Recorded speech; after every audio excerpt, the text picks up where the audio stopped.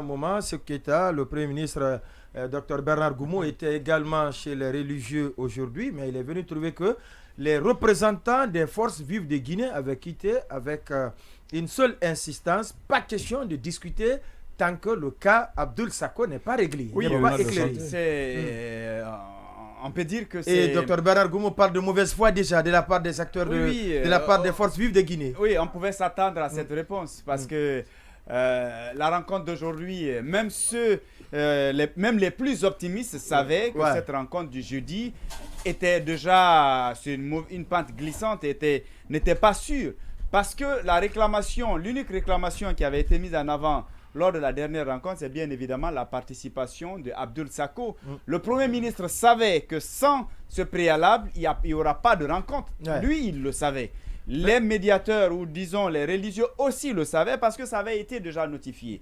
En amont, il y a eu quelques responsables qui ont annoncé qu'ils n'allaient même pas prendre part à cette rencontre si cette demande n'était pas satisfaite. Malheureusement, ça n'a pas été pris en compte, ou tout au moins on savait. Sauf que selon la primature, il y a eu une légère évolution. Si lors de la précédente fois, l'appel du Premier ministre n'a pas connu un franc succès, cette fois-ci, on nous laisse comprendre que la gendarmerie avait promis au Premier ministre qu'en cas de besoin, Abdoul Sako serait là. Oui, mais en fait, ce n'est pas le schéma là c'est pas le fait. C'est vrai, d'emblée, on dit on veut qu'il soit là, mais ce qu'il faut lire derrière ce message, c'est l'annulation de toute poursuite contre lui. C'est de cela qu'il s'agit parce qu'on estime qu'il a été injustement arrêté et que les faits évoqués n'étaient pas fondés. Et du coup, on pense que c'est une façon de tuer la mobilisation. Donc du coup, on demandait à ce que justement il soit là. Et quand on dit qu'il soit là, c'est l'annulation de tout ça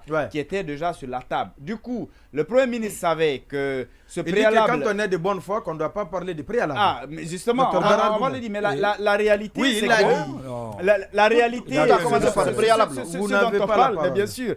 Alors, ce dont on parle, il est clair que quand on lit entre les lignes, on observe minutieusement l'évolution de ce dossier, on a l'impression qu'on est en train de jouer sur le temps. C'est-à-dire, on veut faire un ping-pong et puis faire glisser les choses. Et derrière, on va dire qu'on est quasiment dans le mois saint de Ramadan, alors qu'il y a déjà pour les chrétiens qui continuent. Donc, je pense que tout ça, c'est un jeu. Il n'y a pas une réelle volonté. Quand il aura la volonté, je pense que tout cela peut être discuté. Mais comment vous trouvez que le Premier ministre vient de trouver que les représentants des forces vives de Guinée aient quitté? C'était prévisible. Vous savez, selon des indiscrétions, lors de la première rencontre, la question Abdoul Sako était sur la table.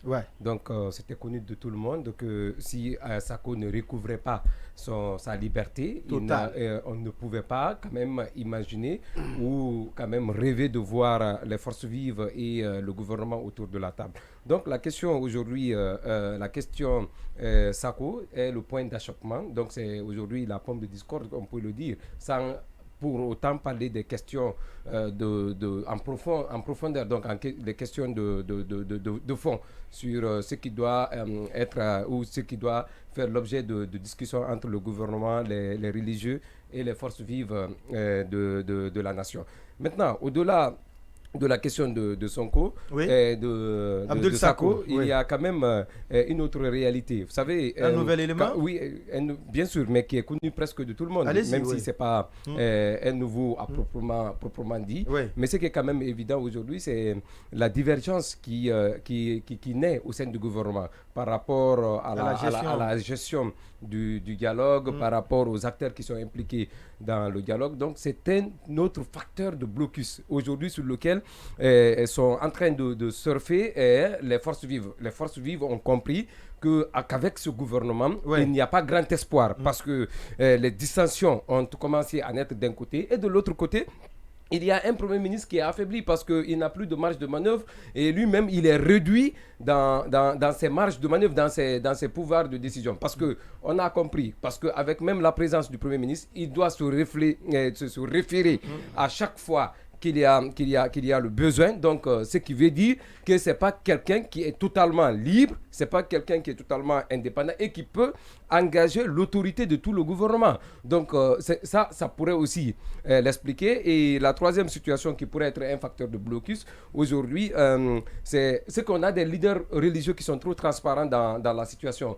Leur présence égale à leur absence. On ne les sent pas dans ça. Parce que jusqu'à présent, je pense qu'ils ont du mal à porter ou à arborer le costume de père de famille. Donc au-delà de ce que le président de la République incarne, mais cette autorité morale devrait quand même jouer ce rôle. Parce qu'il y a le grand imam qui aujourd'hui s'évertue à rendre des comptes alors qu'il n'est pas dans son rôle. Et vous prenez le secrétaire général des affaires religieuses qui, sa présence aussi, est une sorte de gêne dans ce dialogue. Ouais, vous avez aussi le Premier ministre qui manque non seulement de personnalité et de personnage dans ce dialogue. Donc je pense que tout était réuni pour ne pas qu'il y ait un second round pour pouvoir parler de tout ça. Mais aujourd'hui, on a donné quand même, on a apporté de l'eau au moulin des forces vives parce que du fait qu'on retient jusqu'à présent Sako dans les liens de la gendarmerie, cela est une preuve pour l'opinion que le gouvernement est en train d'amuser tout le monde.